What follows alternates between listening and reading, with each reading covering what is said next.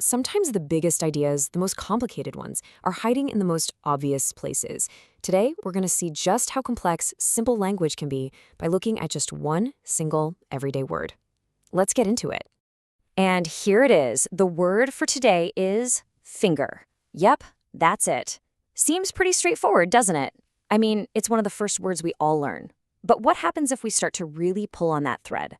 You'd be surprised. So you're probably thinking, how much can you really say about the word finger? It's a finger, case closed. But, and this is the really cool part, trying to make something truly simple actually uncovers all this incredible complexity hiding just beneath the surface. Okay, so let's start with the basics. This definition is from the Simple English Wiktionary, which is all about making things crystal clear. And yeah, this is pretty much exactly what you'd expect. No big surprises here. But then, we get our first little clue. See that? Right there, tucked away in the entry. Finger is on the Basic English 850 list. Now that is interesting. That little sentence is our rabbit hole, our way into a much, much bigger story. So, what on earth is the Basic English 850 list? All right, so that number, 850, it's a huge deal. It's the key to this really fascinating project from way back in the 1930s. The big idea was to create a version of English that was simple, but still powerful enough for international use. The theory was you could say pretty much anything you needed with just these 850 core words. And our word finger made the cut. It was considered absolutely essential. Okay, so if finger is one of these essential building blocks of the language, how do you actually explain it?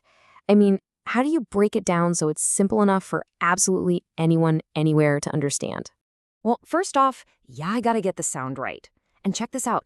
Look at the level of detail here. It's not just one pronunciation. They give you the US version, the UK version, and even a specific one for Scotland. It's a great example of how creating something simple actually takes a ton of work behind the scenes. And then there's this. Finger isn't just one type of word. It's doing double duty. It's a noun, right? A thing on your hand. But it's also a verb, an action you can take. And let me tell you, that verb part, that's where things start to get really interesting. So let's dive into that verb form. Because if you're writing a dictionary for someone learning the language, you have to be honest, right? You have to include all the ways the word is used, even the unexpected ones. Okay, so to finger has three totally different meanings. First, you've got the most obvious one, just touching something with your fingers. Simple enough. But then you've got this slang meaning, like to finger a suspect, basically to snitch on them to the police. And then there's the third one, which is a very direct, almost medical term for a sexual act. And the thing is, to be complete, a simple dictionary has to explain all three of these. All right, let's take a step back. What does this all tell us? Why does a word we think is so easy need this whole instruction manual? Well, it's because no word is an island. It's all part of a huge interconnected system. Just look at this. The word finger didn't get picked for that 850 list at random. It was chosen because it was a necessary piece of the puzzle, part of a complete toolkit for talking about the human body. You need hands, you need arms, and you absolutely need fingers. Each word had to have a specific job to do. And that brings us to all of this. It's kind of wild, right? This one little word ends up collecting all these different official labels.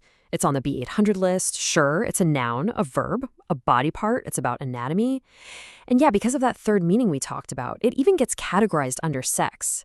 It's like every category is another thread connecting this one simple word to the giant web of the entire English language. So that's where we land, with this big question. We started with a word that feels about as basic as it gets, but to really explain it, to explain it simply and honestly, we had to get into grammar, slang, and its place in this huge linguistic system. It just makes you think, doesn't it? What other amazing hidden complexity is packed inside all the other simple words we use every single day without even thinking about it?